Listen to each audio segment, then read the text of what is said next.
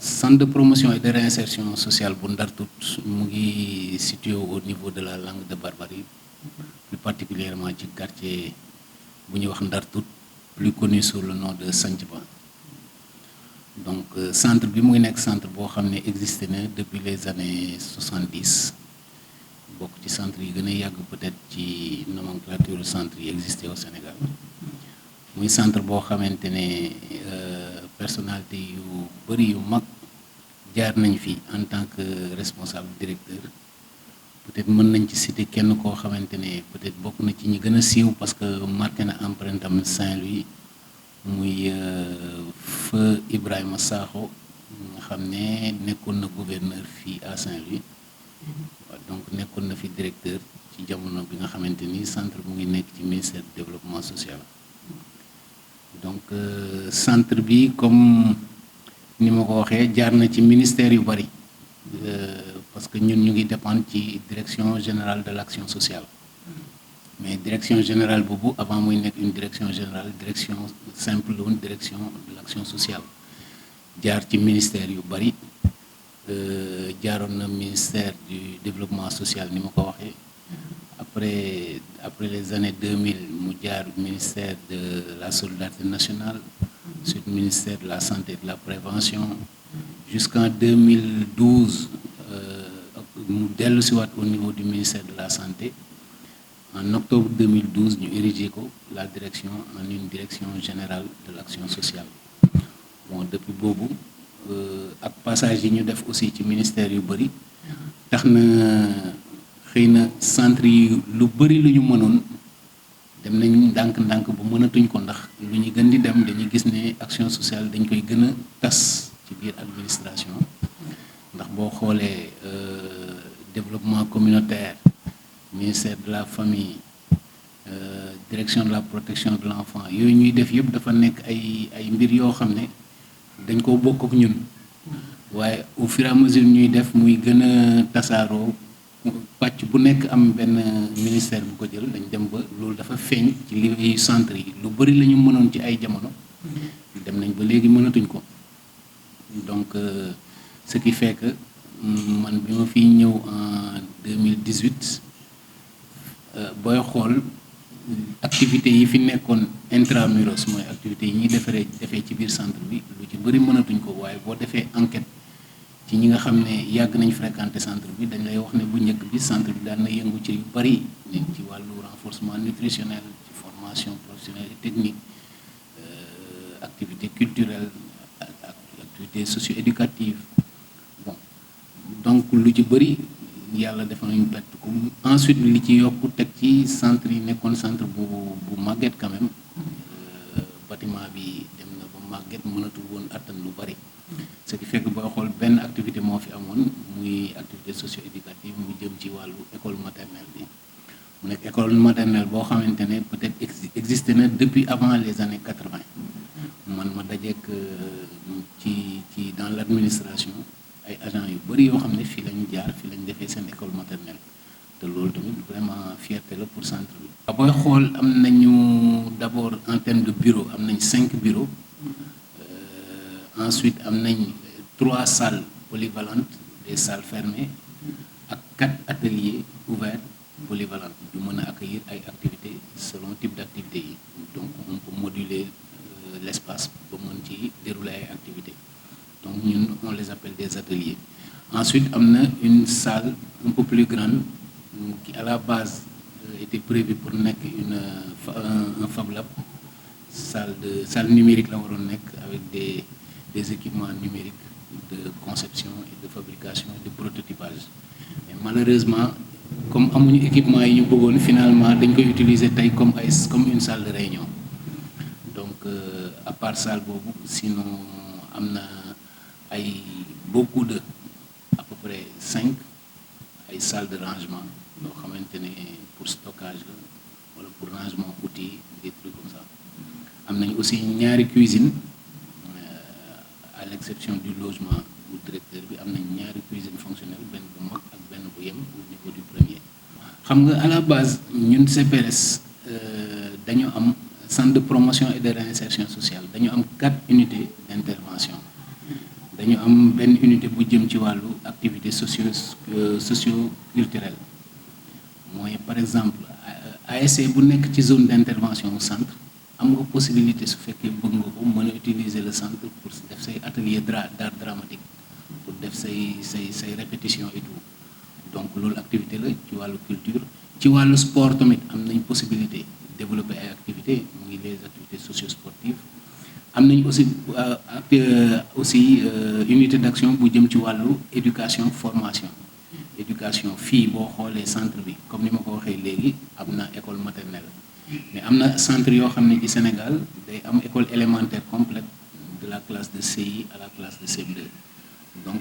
am nañ possibilité boobu. fii aussi on prévoit def ay formation technique parce que daan nañ ko def avant reconstruction bi daan nañ def ay formation en crochet couture parce que amuñu woon peut-être manque de matériel technique pour mën a def formation yu gën a poussé mais daan nañ def crochet couture donc loolu prévoir nañ ko démarrer waat certainement peut-être début d'année prochaine. Ensuite les activités extramuros donc ce qui fait que présentement nii on a beaucoup d'activités sportives parce que am nañ fitness boo xamante ni à la fois il y a la catégorie jeune mais aussi et surtout parce que ñun boobu ñu ci gën a ñor la catégorie troisième âge parce que moo gën tax ñu accompagner activité boobu parce que il s'est avéré que c'était un besoin boo xam ne la communauté daf ko exprimer ñëw demander centre bi ñu accompagner ko donc on l'a accompagner am nañ activité fitness am nañ activité école karaté ak école judo en même temps ñu ngi def tamit présentement école maternelle comme ni ma ko waxee mu ngi fonctionnel ba léegi mais aussi il y a certainement pour année prochaine la formation professionnelle ñu bëgg démarrer ci couture mais des formations très pratiques pour permettre aux bénéficiaires d'avoir des aptitudes pratiques yu leen mën a permettre ñu mën a amal dara seen bopp bu ñu fi génnee donc pour le moment loolu mooy activités yi nga xam ne ñu ngi koy dérouler au sein du centre. su ñuy nee li ñuy wax loo gis am na cet tey su ñuy wax cet bi loolu la ñuy profité ci occasion bi di gërëm LuxDev ak le ministère de la santé ndax c'est dans le cadre d'un programme Lux Sen 031 ci lañ bokk boole ci CPRS yi nga xam ne bénéficier nañ ci reconstruction complète bu bâtiment yi mais malheureusement fi ñu problème tey mooy problème équipement donc amuñu équipement mobilier bureautique mobilier pédagogique ak équipement technique donc parce que équipement technique bi mooy lay permettre mu mën a def formation yi waaw donc mobilier bureautique yi bu ñu xoolee li ñuy utiliser as néew mooy li nga xamante ni amoon nañ ko avant ñuy reconstruire peut-être kon bu fekkoon reconstruire nañ fekk amuñu woon matériel mobilier bureautique peut-être kon dina gën a jafe pour ñu liggéey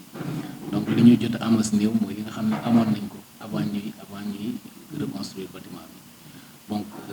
pour mobilier pédagogique bi bon mal pareil bu ñu boo xoolee visite bi ñu def léegi dans les salles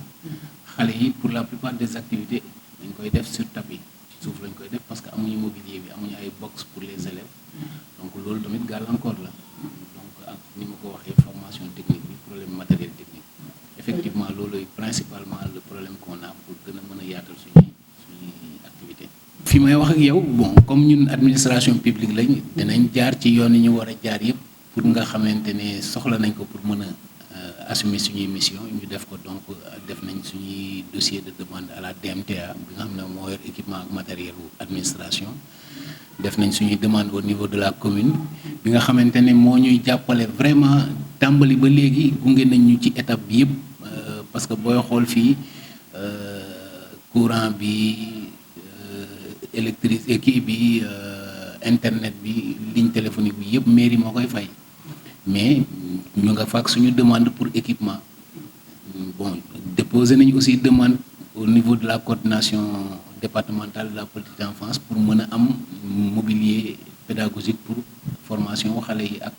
apprentissage u xale yi petite enfance de la même manière aussi ARD déposé nañ fa par voie hiérarchique pour ñu mën a accompagner en termes d'équipement loolu yëpp pour ñu gën a mën a atteindre mission yi nga xamante ne moom la ñu état dénk muy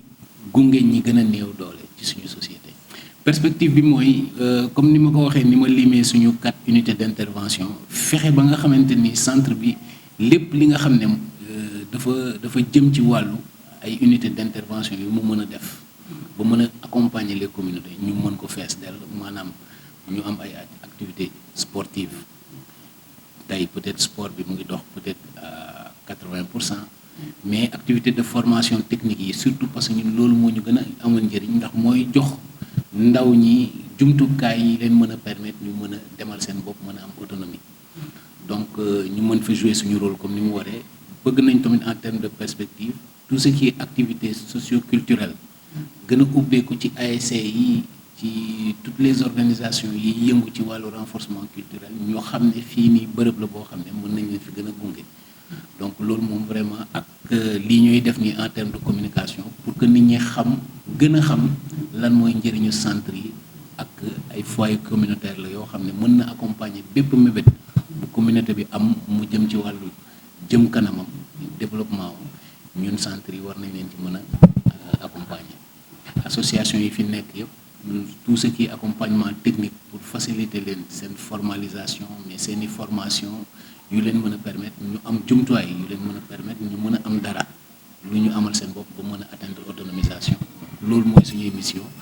gën a occuper terrain boobu. Centre yi ñi gën a liggéeyal mooy les structures communautaires parce que 6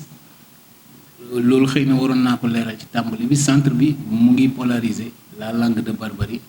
ak Lille donc conseil de quartier yi nekk ci zone yooyu yëpp dañuy liggéey ak ñoom ci tout ce qui est programme yu jëm ci wàllu communautaire mais jëm ci wàllu action sociale et même santé dañuy liggéey ak ñoom dañ leen di accompagner donc ñoom xam nañ ñu très souvent association yi nga xamante ni nii aussi dañuy yëngu ci wàllu développement à travers conseil de quartier yi dañuy liggéey ak ñoom mais bëgg nañ ASC yi la ñu xam ne peut-être des na nit ñu waroon xamee des na ñu xamee ñu ko pour ñu gën leen mën a gunge ci seeni activité à la fois sportive mais surtout culturelle. waaw peut-être li may wax ci ñaari volet benn bi dafa jëm ci population bi comme man ni ma koy waxee chaque jour ñi may recevoir dama naan leen centres sociaux yi centres CPRS yi ay foyers communautaires lañu communauté bi ñoo ko moom ñoo koy dundal lépp loo xamante ne communauté bi xalaat na ne lii bu ci yëngoo njëriñam mu ngi ci war nañ ci mën a ñëw waxtaan ak centre bi ñu nit ñu am obligation gunge leen ci. li ci des mooy peut-être autorités yi suñuy autorités yi nga xamante ne ñoom ñoo ñuy rang mission yi tax yi ñuy doxal ci biir centre bi ñu wax leen ne peut-être état bi moo tax may wax ministère yi ni ñu gën a mën a def ba renforcer centre yi en termes de moyens en termes de ressources financières matérielles logistiques ba ñu mën a permettre ñu mën a jouer suñuy mission parce que damay wax toujours ne ñun action sociale dañ ñoo dénk li gën a metti ci dëkk bi ba pare taxawu bi jàppale bi dëppoowul ak li ñu dénk ndax suñ la ne yow lañ dénk ñi gën a néew doole waruñoo fexe yow nga néew doole ndax olof dafay wax balaa nga naan naam ne fa su fekkee ñun suñu bopp mënaluñu suñu bopp dara dana jafe ñu mën a taxaw ba mën a gunge ñeneen donc ñu gën a bàyyi xel ci mission yi ñu dénk ak moyens yi ñu ci war a def pour ñu mën a permettre ñu mën a atteindre suñuy mission loolu daal xam naa lay def mot de fin quoi yow it di la remercier di la sant di la gërëm ci occasion